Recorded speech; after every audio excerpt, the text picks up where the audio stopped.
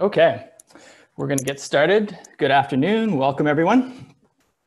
First off, thank you very much for joining us for today's inaugural Inside CANWNT webinar session. We hope everyone is staying well and being safe during these challenging times.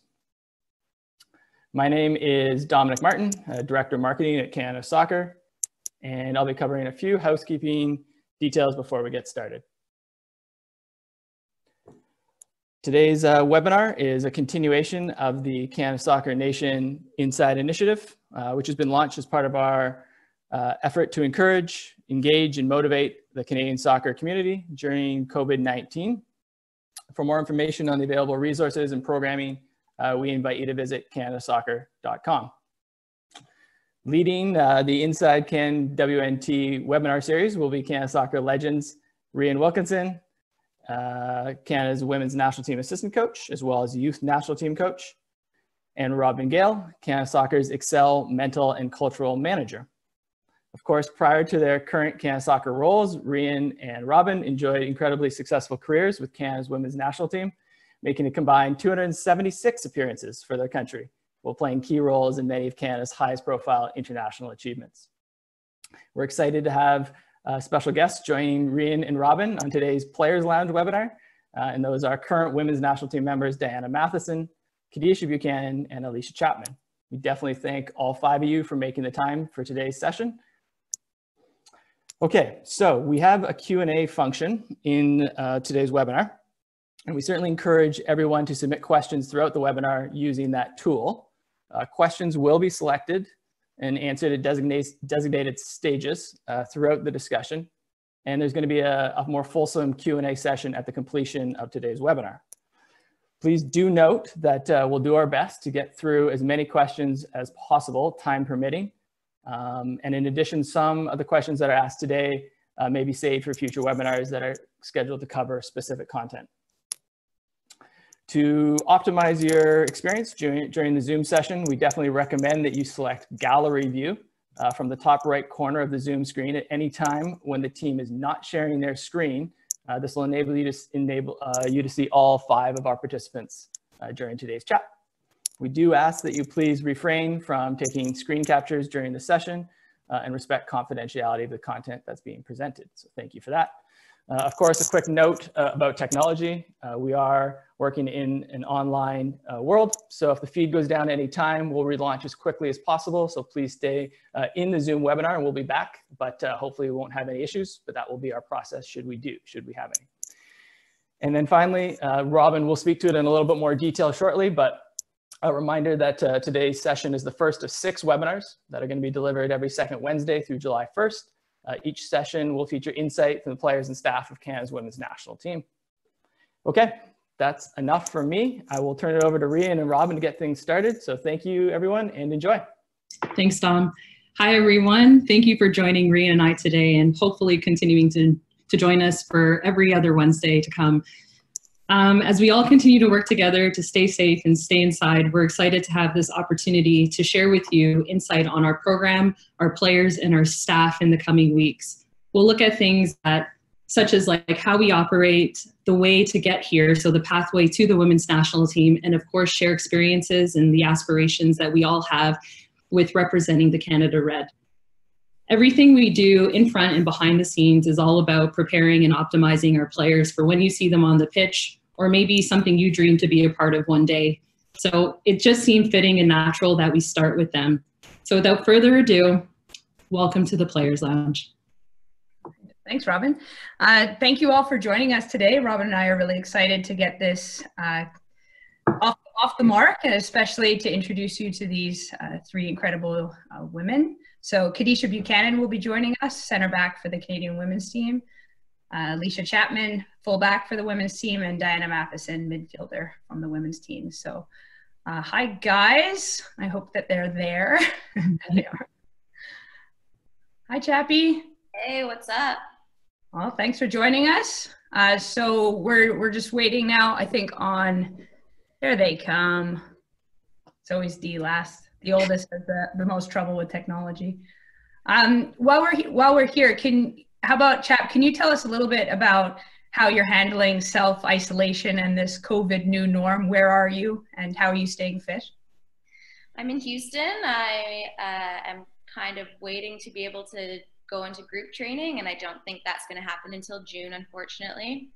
Have a little home gym set up and trying to do workouts outside when I can. And I've been fostering dogs. So I've turned into a crazy dog lady during quarantine. Yeah. What does that mean? What does fostering dogs mean? So since probably the middle of March, I've had about 10 different ones. Yeah. Hunter is my current, and he is such a sweetheart. He leaves tomorrow though, so bring on number 11, I guess. Wow. Awesome. Keish, is that what you've been up to as well? Fostering dogs? I would love to foster a dog, but never had a dog in my household before. My parents never agreed to dogs, so no dogs for me. But during this quarantine time, I feel like it's been the longest I've been at home, so just taking that time being with my family and spending lots of times with my nieces and nephew while staying fit and being active with the team. Nice. Love it. And Dee, where are you? How are you staying fit during this time?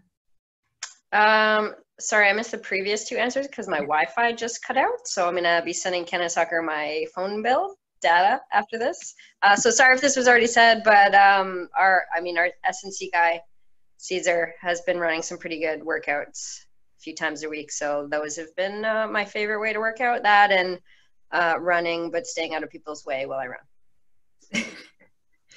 One of the questions that came in, which made me laugh, was one of our young fans wanted to know if you always do activation and cool downs every time you guys work out. Are you doing that during COVID when no one's watching? I definitely am, because if I don't, things hurt a lot more than otherwise. So yes. Awesome. Well, thank you all for joining us. Well, another question we got from Darlene Silva was wondering what you guys have actually learned about yourselves during this unique period. More boring than I thought I was. I would never say that about you, Chappie, that you're boring. Yeah, man. I'm a lot, you know? Can't be around myself this much. I need more humans. So thank you four for I think a lot of people feel like this has revealed a very creative side of you though, chaps. We've seen some great videos of you. Your legs seem to have grown. My hair has grown. I'm not sure about any of my legs, but yeah, done some videos, been putting out some more content than usual, which is, it'll stop soon. So just enjoy it while it's there. Nice. I think for me is that I enjoy being around my family more because, like, obviously I have a big family of 11, and sometimes I'll get hectic sometimes just being around them all the time. And I always want to, when it's time to go back to France, I'm like so excited because it's just been so busy and like overwhelming just with visiting lots and lots of friends and family. But now I feel like I've been missing them, and every day I would want to see my family and my nieces and my nephews. So I think that's my mindset's changed in that perspective. How about you, Dee? What have you learned about yourself? I think the answer I've been giving is I think I've learned that I'm turning into my parents, or maybe I'm already my parents already. I've been fixing things around my house. I mounted a TV on the wall over there. So that's all thanks to my dad, and he's been helping me out over the FaceTime. So, yep, I am my parents' daughter. That's what I've learned. That's what you learned. That's great. I'm glad. Well, we're just gonna start into it now. So, a lot of players that are on right now are, they're aspiring to be where you guys are today. And Keish, I wanted to start with you. You're 24 years young. You already have 2 World Cups and an Olympic medal under your belt. Can you tell us a little bit about your journey? Like, did you always know that you wanted to get to where you are? And what was it like making your way to the senior national team? Yes, I always wanted to be a soccer player since I was very young, and I never knew where soccer would take me, but I always wanted it to take me where I am today, being a professional soccer player, playing for my national team. But I don't think that I really started to work towards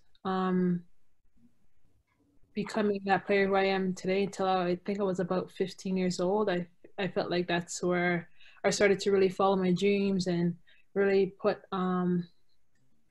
take my soccer to the next step and training more, doing more individual things just to get where I am today. So I think growing up, I always played. I had my siblings playing with me, my two older sisters. They're very competitive, and I think that's where I got my competitiveness from, is from them. They're older than me, so they're faster, stronger. But I think for me, it was just using my mind and like my little skills and all the skills to put together to really compete with them. So yeah, I joined the U15 national team when I was 14. I had my first like national team experience. And then from then I always admired the jersey, respected the jersey, and I wanted to wear that for the rest of my career. Thanks, Keish. It's fun watching that picture. I remember watching you get that at BC Place. It was a pretty special moment. So kind of the same question to Dee, as someone who's just a tiny bit older than Kadeisha. Maybe you want to tell us a little bit about your journey and how you went through the system to the national team. Yep, the structure was a little bit different. Obviously, when I was going through it a few years before Keish, I grew up playing all my soccer in Oakville, and then I first tried out for the provincial team, which was what was around at the time when I was 13. I didn't make the provincial team the first time I tried out, but I had a coach in Oakville who kind of pushed me to try out later on in the year, and I ended up making that team. And then I was a part of something called the National Training Center, which trained at the Ontario Soccer Center there, but I wasn't really called into any of the youth national teams. Rob, that team that you were a part of in 2002 that did so well, I didn't make that team when a lot of my peers had, but I was still playing. I love to play. I thought I'd go to university, play there, and then maybe have to get a real job, but the national team coach came to scout one of our NTC training sessions just before my 19th birthday, more or less, and I got invited to a camp then. The first camp was in Algarve, Portugal, and then stuck around since then, I guess. Yeah, one or 2 years after that. Yeah. And then I think it's really cool having the three of you on. So your stories are all really different. So you didn't end up playing for youth teams. Keish went the way through the system. So did Chappie. Chappie went through our system. So I'd like you to share that, Chappie, making the national team, and then it maybe not going as smoothly as you'd hoped, I'm sure. Chaps, you're on mute. Yeah, figure that one out.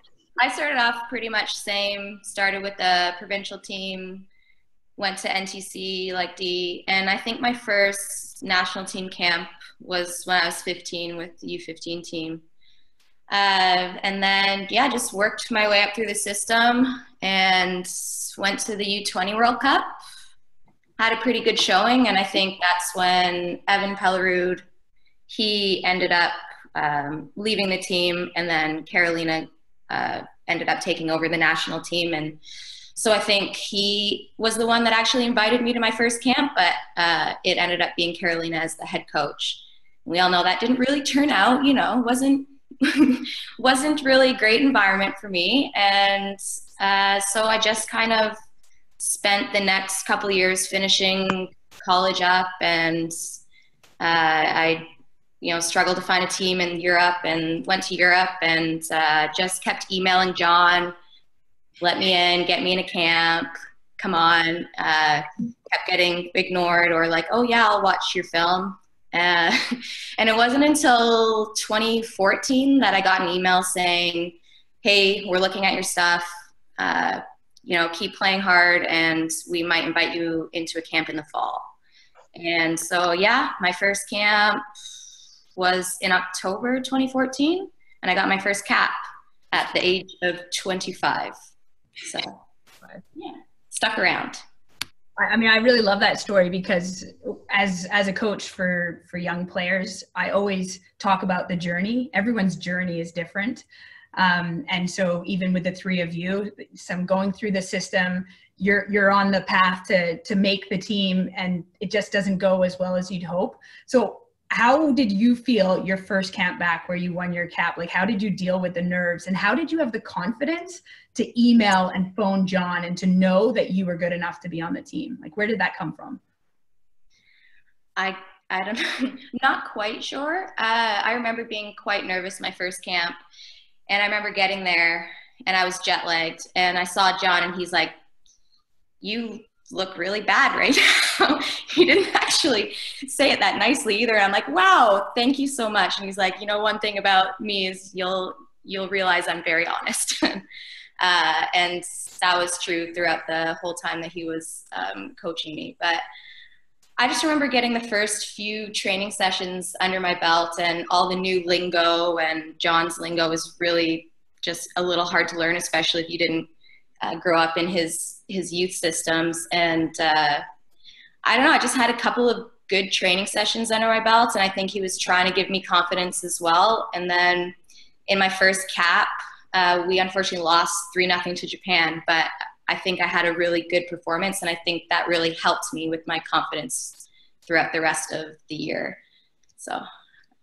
Well, chaps, I remember you doing like 2 quick turns pretty much in the 18 and getting out of a really high press. So I think you came in with the confidence. Yeah, I'm pretty sure I blacked out during I'm not sure how it went down, but yeah, I got out unscathed, so. Well, any way you make it, you know, into the national team, all of our paths have been unique, but it's still a very interesting experience to make it into the senior bubble. Keish, I still remember one of your first camps when we were in China. I actually have a vivid memory of you and Ashley Lawrence trying to make fun of me because you said my music was what your parents listened to. That stuck with me for, you know, a long time. But we're just curious, like, what was your experience like coming up to the national team when you started? Did you experience nerves? Well, after everyone knows the 2012 London Olympic Games, right? So imagine me, 17-year-olds, coming into such an environment like that in December. I was super nervous, super excited, just like being able to share the environment with such great players and players I always looked up to and lived up to.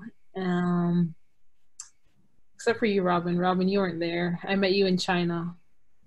But Yeah. because of the players, I think Karina LeBlanc was like literally became my mom that camp. I was super scared of her. She was very like loud and very We're all scared, Karina. it was very raw, and it was actually really good for me because even though I was scared, she knew that John invited me here for a reason, and she knew that I had like potential to be here and be here for a while. So she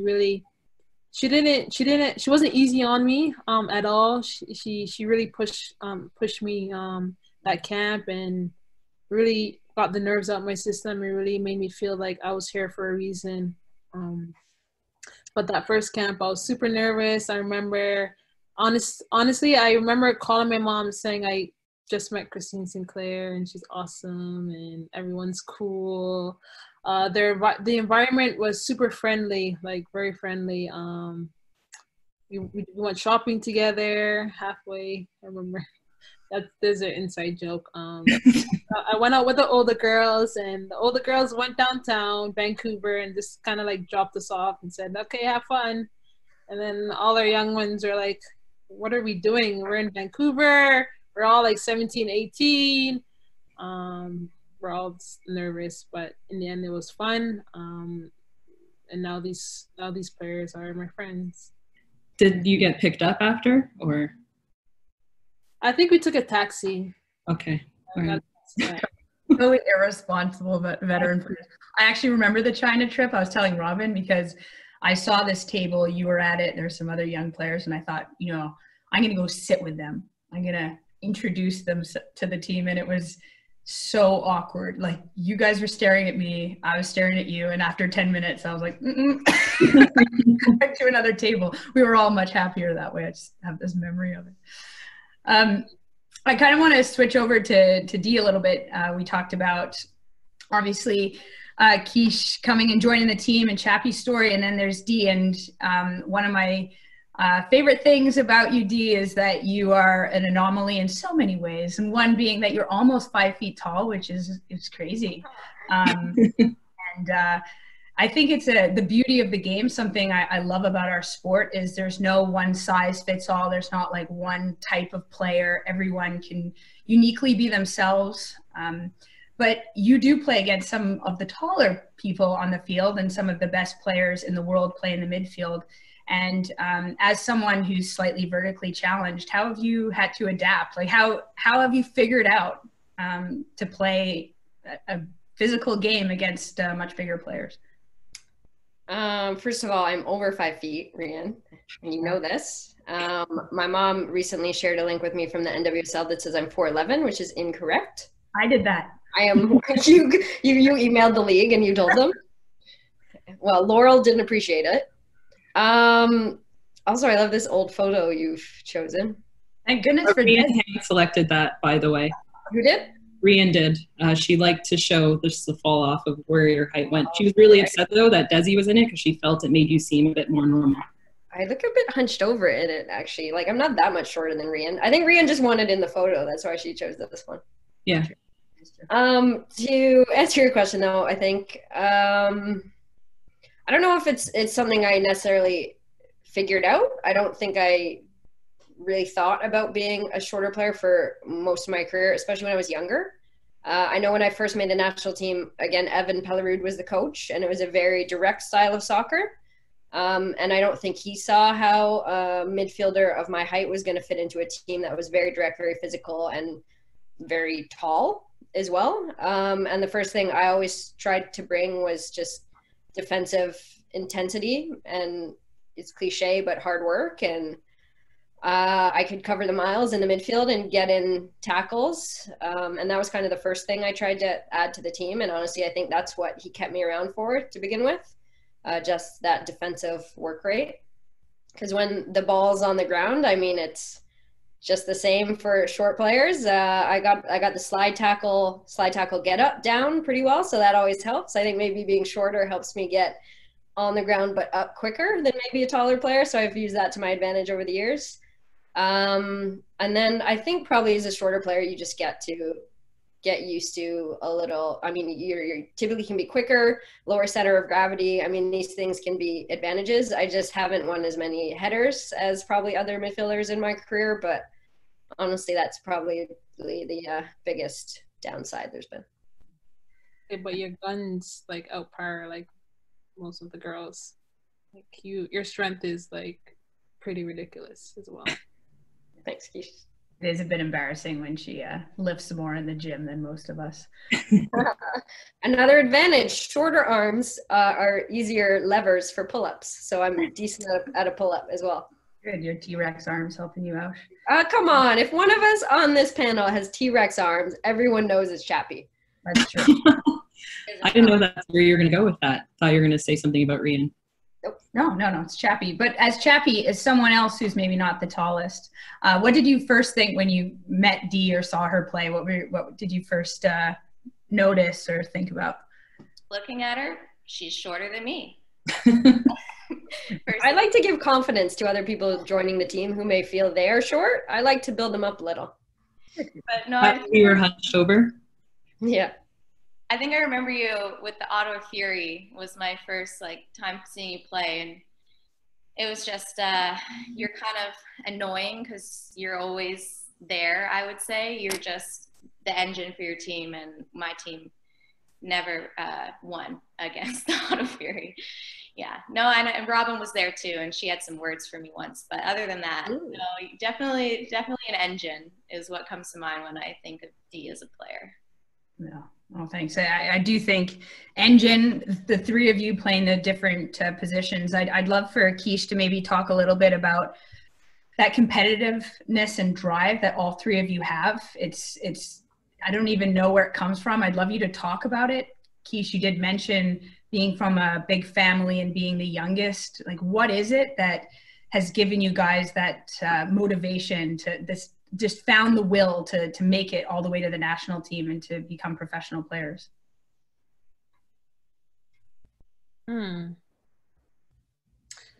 Like I said, I've always been very competitive when I was younger, due to my siblings, but I also felt like just being, I would say, like, not having a lot in terms of like where my background is, and so like I feel like there's a lot of things I could have done instead of just really focusing on soccer and try to walk the good path. And so I always felt like I was trying to prove that if you don't have the financial needs and other sorts of things, you're still able to make it on a top stage. I think that's where my drive comes from, and just the drive for my family name, being proud to have Buchanan on the back of all my jerseys. I have pride in that. For sure. Dear Chap, do you want to add anything to that? Chap, that photo's from your first cap, the one that I'm in. Oh, yeah. Spotted. So there's pink socks. Yeah, a little off white, very light pink. Yeah. It was for Breast Cancer Awareness Month, not because there had been a laundry accident. Oh, man. Well, did the competitiveness come from the same sort of place, Chappie or Dee, that sort of family pride, like making it for your loved ones, or was it something else for you guys? I feel like I've just always had a chip on my shoulder, you know, just wanting to prove people wrong. And I hate when somebody beats me in a game or like does anything. So I will tear them down before I let somebody get by me, kind of thing. Very overly competitive. Not sure where it comes from. Maybe my siblings, but probably not. I like how you said in games, because I definitely remember practices where you sent me into the stands. Yeah. Sending you into the stands, Rhian. That's because I was running there to hide from you. Dee, anything? I think for me, maybe somewhere in between those two. I don't think I had a full chip on my shoulder, but I'm sure there was a little bit of that and then maybe just something about just always wanting to excel and improve, and maybe my own standards. I heard someone say recently the best players aren't the ones that are always necessarily the best on the team as they advance through the systems, or the one who can kind of adapt to an environment that's a bit better than them and kind of close that gap really quickly. And I think that's probably true for the three of us here. Like, as soon as we got into that next level, we were able to kind of adapt and start to see the game quicker, meet the physical challenge. And so I don't know what drives that. I guess it's just competitiveness and drive to be better. Yeah, well, I love that you said that. And when I think of you three, it's what's really cool. And as a coach, what I tell my players is that it's often not the best players, because they start cruising, they think they've made it. And there's something about the three of you where you've worked so hard to get to where you are, but then you push on. You're always on a journey to improve, which is incredible. I want to tie it into a question from Jade Rose, who is a young player coming through our system right now, plays the same position as Keish, and she wanted to know what, or if it changes preparing for higher stakes games, Champions League finals, Olympic games. Like, does that change your preparation, or do you have a set preparation for any game you play in? Yeah, but before I answer that question, I just touching based on what you said just a second ago with you, Rhian. I remember we had that conversation like a while back, and you like, I feel like you're cruising, like, and I feel like you don't allow people just to be complacent where they are, and you always want want them to strive and to be better. So I remember we had that conversation, and I loved it. I love the honesty, and I love that you still push on players even though they're on top. Like, you always find ways for them to be better. So yeah, but for Jade, I feel like I think there's some days where there's big competition. I feel like it's just another game. Just really try to keep those nerves calm. I don't really get nervous, but I feel like time to time there is this odd time where I do sometimes feel sick to my stomach and really super nervous. And the way I deal with it is just really thinking about what do I do when I'm at my best. I have this highlight clip that I watch of myself if I really find myself getting nervous, and be like, your game is very simple, and if you keep it simple,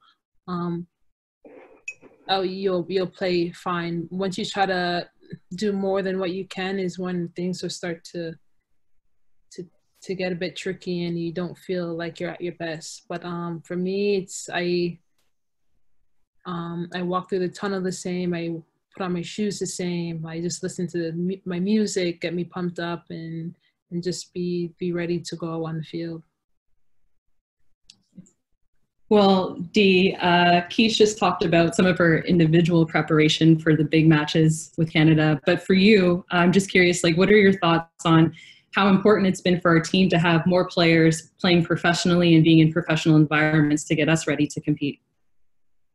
I thought your question was going to be, what are my thoughts on what I'm doing in this photo? That's the follow-up. And I do not know. Yeah, it's huge to have more players playing professionally. I know, like, for you two and I, when we first started on the national team, some of the women on that team had other jobs as well. There was probably 4 or 5 players that were fully playing professional, wherever in the world, and kind of the rest weren't. They were playing semi-pro probably. And now it's like, since we've been on the team, it's obviously fully transitioned where you need to be in a top professional environment to be able to compete with Canada. And really there's been a big shift between, like, we mostly play for Canada and also play club, to almost the clubs starting to get more power in women's soccer. So it's starting to change and become more like the men's game, which has positives and negatives for us, honestly. But in terms of developing women's soccer, it's been huge. I mean, if you look at the jump between World Cups, how fast it's improving, I think the jump between this last World Cup and the one before has been massive. And that's because there are more and more top clubs paying top money for players and demanding top standards, basically. And there's more top players playing together year round, like not 3-4 months of the year in a summer league, like 9-10 months of the year in a full professional league. So obviously when that happens, players get better and better and better. And you're seeing that, and women's soccer is getting better and better and better. Yeah, as you mentioned, like, when we started, a lot of our national team training was done in residency programs where we were actually just all together, training together. Now we have, like, Keish and Ash playing against each other in the Champions League. You're often matched up against Chappie and other players on our team. Like, what's that like, playing against Chappie and some of our other players in the NWSL? Well, if I see Chappie on the field, I probably try and go on the other side more often than not. That's the wise move. Now it's fun, because Canadians are going to give it all on the field, so it's going to be a battle. But then post game, or the day before, when the girls have traveled into wherever club it is, it's nice to grab a coffee and catch up with them too. So it's nice to reconnect more than anything, because on the field, it's going to be a fight. Yeah, for sure. Wise move, get away from Chappie. This picture is Chappie playing for Houston. You've played in Sweden. You've played for Boston, North Carolina too as well. Chappie, what's the best part of being a professional player? Well, I guess besides having all your workout laundry done for you, I would say it's just being able to focus on just your sport. We don't have to worry about, finding other jobs to pay rent or any of that. You're literally there to focus on becoming a better soccer player. And yeah, like Dee was saying before, we had a lot of players that used to be on unattached FC and that had those kind of problems and struggles, and just having the freedom to just focus on soccer, I think, is the best part about being a professional. That's so cool to think, like, when we started playing, there were no women's leagues. There's a few in the US, and now seeing you guys all playing professionally, and then seeing Quiche over in Lyon.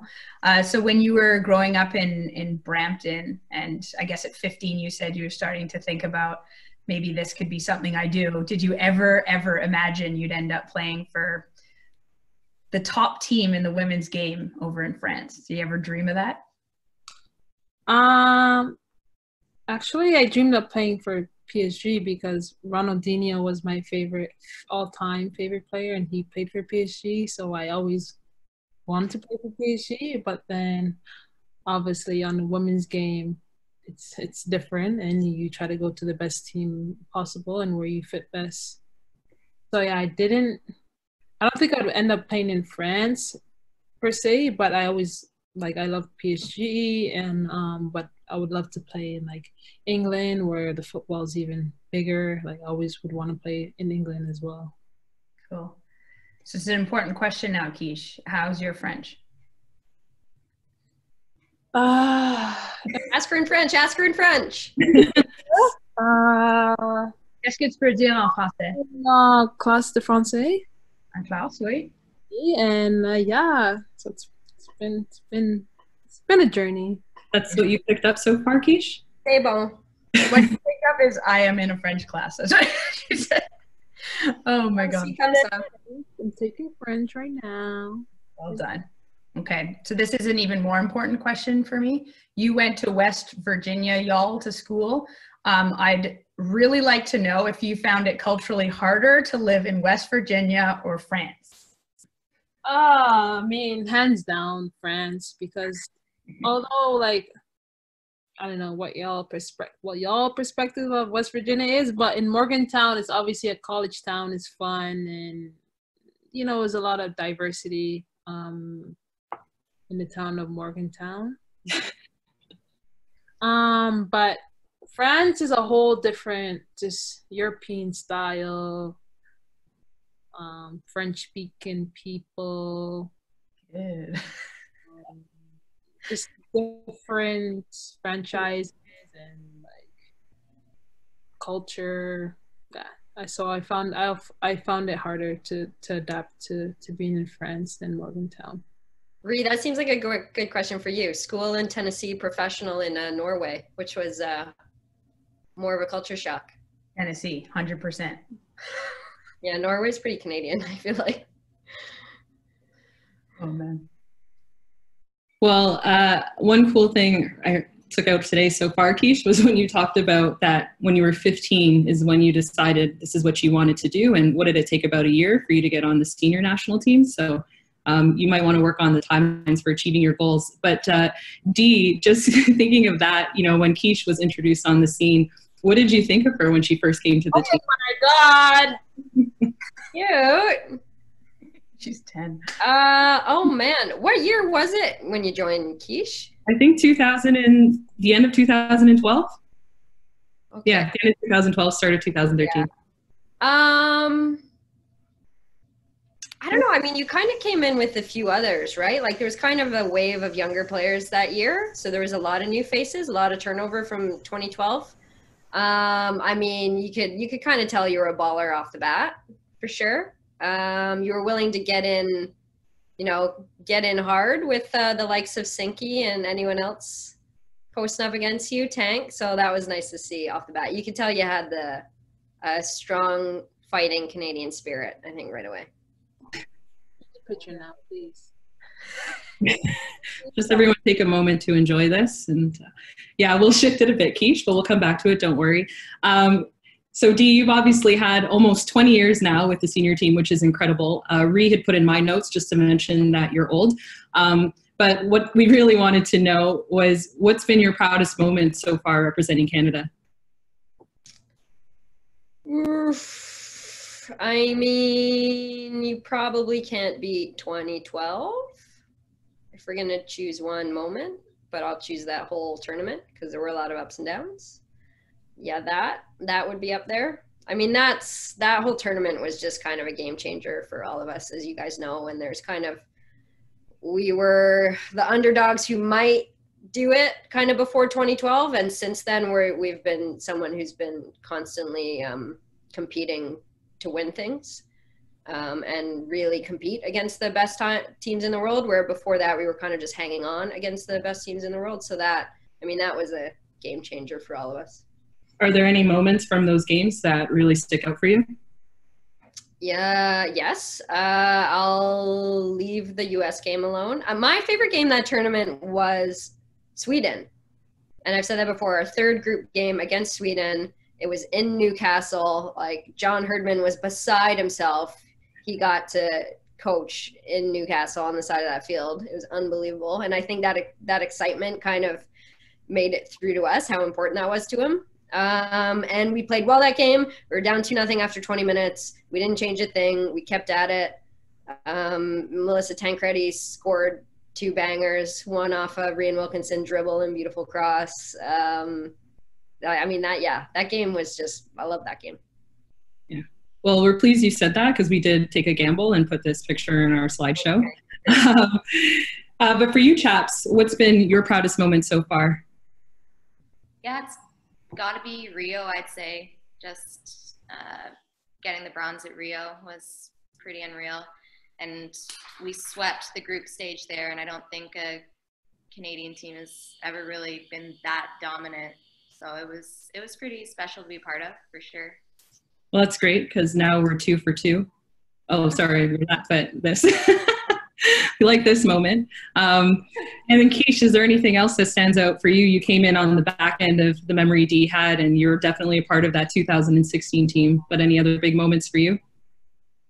A lot of big moments. I would say like probably one of my most emotional moments is, I would say, my first time playing at BMO at home in front of family and friends. I just remember just leaving all I had on the field. I think we lost like 3-0 or maybe 4, and it wasn't the best game as a team, but I felt like I just gave it my all, and I was just really proud of just how far I've came, and just to see like my friends and family there to cheer me on, to cheer the team on.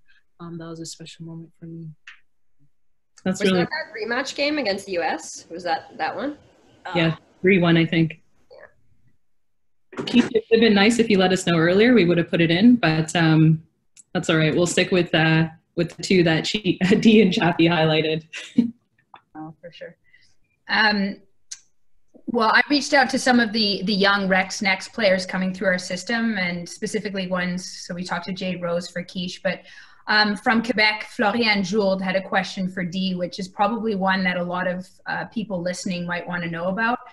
You chose to go to the University of Princeton. We talked about West Virginia, LSU for Chappie. How did you choose Princeton? How did you decide on what university you were going to attend? Well, the realities for me at the time were I did want to go down to the US to play in the NCAA for soccer reasons. I felt like it was better for me to go down there to continue to compete at a high level in soccer. But I wasn't with any of the youth national teams yet. As I said, I hadn't been with any Canadian teams, so I wasn't really scouted by any schools. So like the top soccer schools weren't really an option for me. Notre Dame actually said I could try and get in and do open tryouts, but I declined. So I wrote to a bunch of schools. I wrote to Princeton. I knew if I went down there, I wanted it to be a good academic school. That was really important to me too, because the US has a ton of schools, and the academic standards obviously vary widely. But if I didn't get into Princeton, my plan was actually to stay in Canada and probably go to Queen's or another great Canadian school and play and go up here. But yeah, I was looking at the US for soccer, and I wanted it to be a good academic school. And I actually knew 2 older Canadians who'd gone down there. The Willis twins were beasts for Ontario soccer for years, and I really looked up to them as players and people, and they'd gone to Princeton and were really liking it, so that helped as well. So you really took it, like took control of it essentially. Maybe you didn't get as many offers as you probably should have, and that people are kicking themselves about for sure, but you knew the type of school you wanted to go to and you actively reached out to them. Is that what I heard? Yeah, and I did all the visits too to kind of get a feel for the schools. I think most people can get a pretty good feel of at least the school itself when you go visit and talk to the team and see what they're about, and I did that as well. Nice. Another question that came in, Chappie, this is for you from Emma Reagan, who actually has a cap for the senior team, has been a major part of our youth system, and she wrote about looking up to you as a fullback and wants to know who you looked up to coming through the system or growing up a Canadian soccer player. So for me, growing up, women's soccer wasn't really on TV or widely on TV. I think the first tournament that I really hooked onto was I think the U19 tournament that was hosted in Canada. And I just remember watching, and Canada had a really good run in the tournament, and I think we came second or something, and just being glued to the TV for that. And so there were a lot of players from that team that really inspired me. But to be honest, I grew up more on hockey. I watched a lot of hockey. Unfortunately, my team is the Leafs, and one day they won't disappoint me. But I looked up to, I would say, Ty Domi, because he was like a bit undersized and just a really scrappy player. Could always find him, in the penalty box. And he's honestly one of the players that I really looked up to, I would say. Thanks, Chap. That kind of explains a lot. I didn't know that about you, Chap, but that makes perfect sense. Yeah, all the pieces are coming together now. Guys, so we're going to shift gears a bit now. So we're going to open up the floor. So we'll have you guys all come off mute. We're going to go to the audience for some questions. To start, we have this picture that was sent in from Kylie, who's 11 years old. And Kylie wants to know when you guys knew you wanted to be professional soccer players. I'll start. I didn't growing up. Like Chappie said, there was not a lot of professional soccer in the world. There wasn't in the US, which was our closest neighbor. There wasn't any on TV. The Olympics, soccer wasn't in the Olympics yet when I was a kid. So like, I didn't really know it was an option that soccer could be your job. And then only when I was older and I was like, hey, I have a chance to play for Canada. I need to play pro to continue to play for Canada, that I then realized that is definitely what I wanted to be doing. For me, but when I was 15, but I think before that I was watching KK Cam, and anyone knows KK Cam, she's just always been around, like interviewing, just fooling around with other professional soccer players. I'm just like, I want to be a part of that, and I want to be a professional soccer player. And it wasn't like, it didn't look like work to her. It just looked like she's just having fun and just living her best life. So I always looked up to that. For me, I would say my first or second year in college is when I'm like, okay, I can maybe make the national team, and there are professional leagues out there. And I think that's kind of when it got on my radar, was in college for me. Great. You guys spoke about some of the things that it took from yourselves and on your path to make it here. But one of the questions we've had is from Jenna, and she wanted to know what advice you have for players who dream of wearing the Canadian jersey.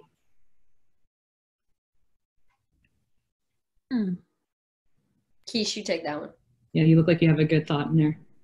I was thinking, but I think, like I said, everyone's path is different, and I feel like I would say my advice is just don't pay attention to what other people are doing to get where they are. Everyone has their own path, so just keep following your dreams and never give up, and don't be I don't know what the word is, but just don't look at other people's path and what they're doing. Just stay focused on you and just keep your focus on yourself, and I think you'll go further than looking what people are doing and, oh, maybe she made this team first, but don't give up. You can make it the next year. So I think everyone's path is different, and just don't look at someone's path.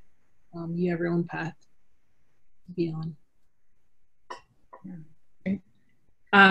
We have another question. Have any of you ever thought of quitting because it was getting too overwhelming?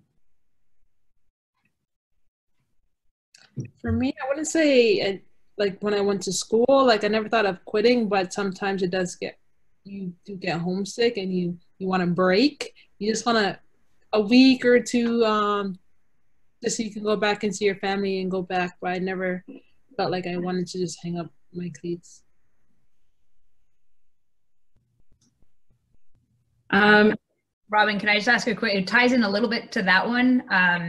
I think this is from Victoria Morello, but for those that have torn their ACL, those who have had major injury, how did you come back from that? I'm sure you were nervous and scared. You had all the negative thoughts. How did you turn that around? How did you come back? Shall I take that one? Had a few injuries now. I think I'm up to 6 surgeries. To be honest, so I've done my ACL a couple times, which are definitely hard because they're among the longer injuries, which is the hardest thing, I think, for athletes. I think athletes typically put in the hard work, do the rehab, all that stuff. I think it's the waiting and the being patient to progress is the hardest part. For coming back and being confident, I mean, for me, I honestly wasn't too worried about, I didn't have too much of a mental block, I think, coming back from my knees. I don't know if that was just being naive, because I did re-tear my first one, so I don't know if I'm a good example there. But for me, I knew, I mean, people say it, they say like, you know how to play soccer, that'll come back pretty quickly. It's more making sure you build up the strength and the range of motion, mobility, all those things. Those really are the most important things, and being patient about the soccer part, because honestly, the soccer part will come. I mean, even if you haven't played for a while, once you get back into the groove, you'll get back into the groove. And to be honest, it can be quite frustrating when you first get back, maybe the first few weeks, first few months, because you might not feel like yourself yet. It might not feel like you totally remember how to play, but it's just part of the process too. And you'll have good days and you'll have bad days, and you'll come back. I mean, not to toot my own horn a little bit, but like this, I was out, I hurt my foot last year, at the end of February is when I broke my foot. And then I didn't have surgery until almost the beginning of June. And then I was back for this last camp just this past February.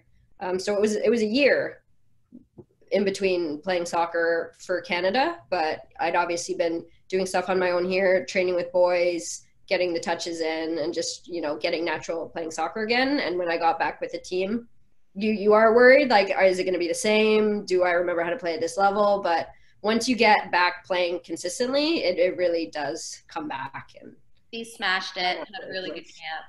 And I scored a goal, so And don't lose it too much. Kind of nailed the camp for sure. Yeah. Yeah. But it's hard to believe, and it is something people say, like, you'll remember how to play soccer, but I promise you'll remember how to play soccer. Thanks, Dee. Lynn mentioned our Canadian fighting spirit, and you know that's something we're kind of known for around the world. She wanted to know, what exactly do you guys think sets us apart from other teams?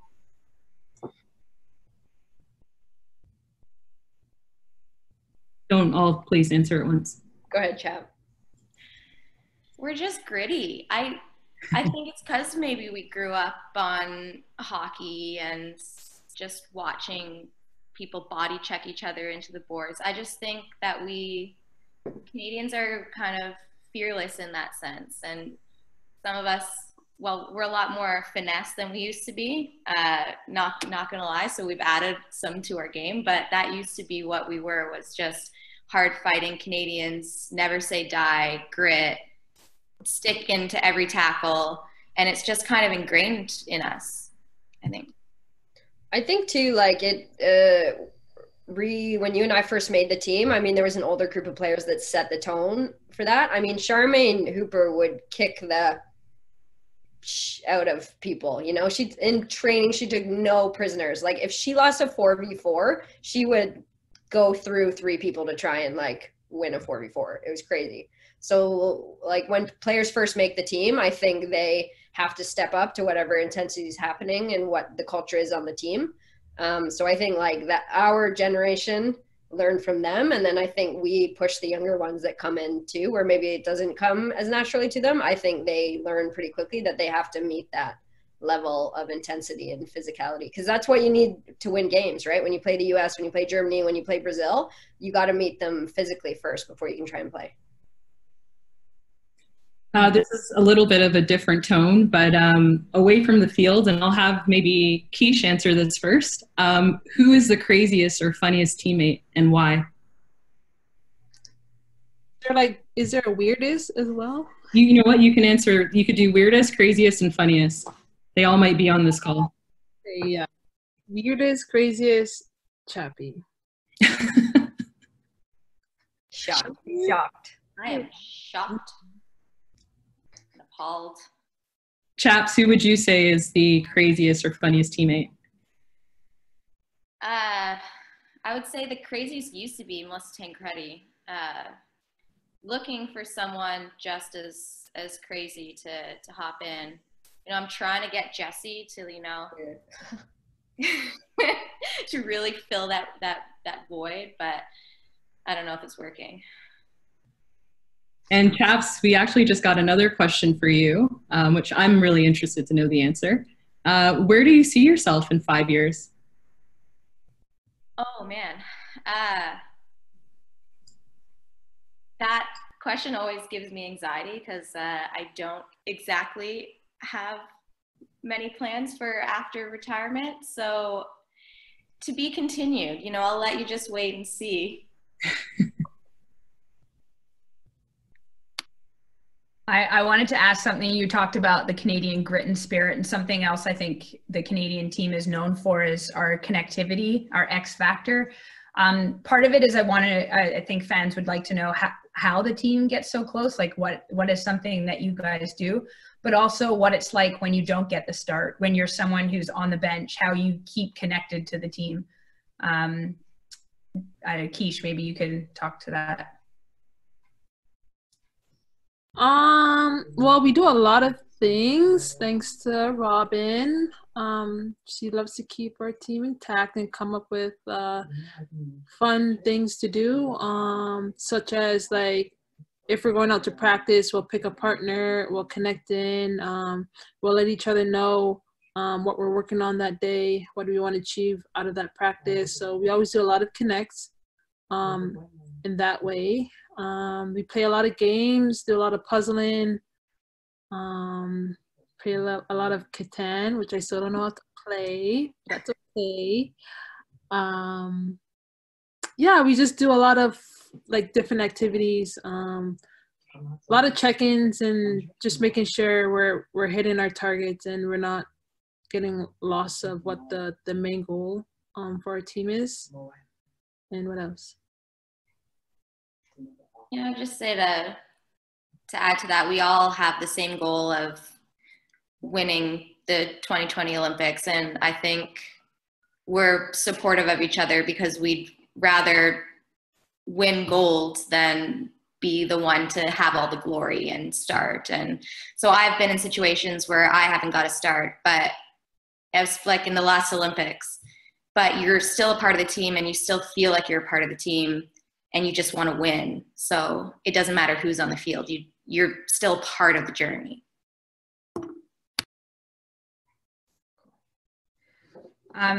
Well, guys, we're getting close to the end. So I think what I'd like to say is a big thank you to everyone. There have been so many questions, and we've really appreciated how many people joined us today and how many questions were asked. We hope we got to a number of them. A lot of them we'll look through afterwards and try and bring them forward to the next presentations Robyn and I will be hosting every 2 weeks. That being said, we want to let you know that in 2 weeks' time, we are going to be interviewing the man, the myth, the legend that is Kenny G, as Robyn says, but the head coach. He's not going to come on if you call him Kenny G. So Kenneth Heinermuller, the head coach for Team Canada, will be our guest in 2 weeks' time. We're really, really looking forward to that. And something else I'd like to let everyone know is this Saturday, Canada Soccer on all its platforms is going to be playing the US-Canada game from 2014, where we played in Winnipeg, so Desiree Scott's hometown, so replaying that game.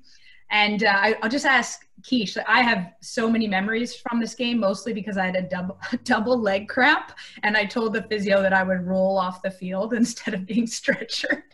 That's not a great memory. But the game itself was a pretty amazing one. You scored a goal. You had a fantastic game. What do you remember about it?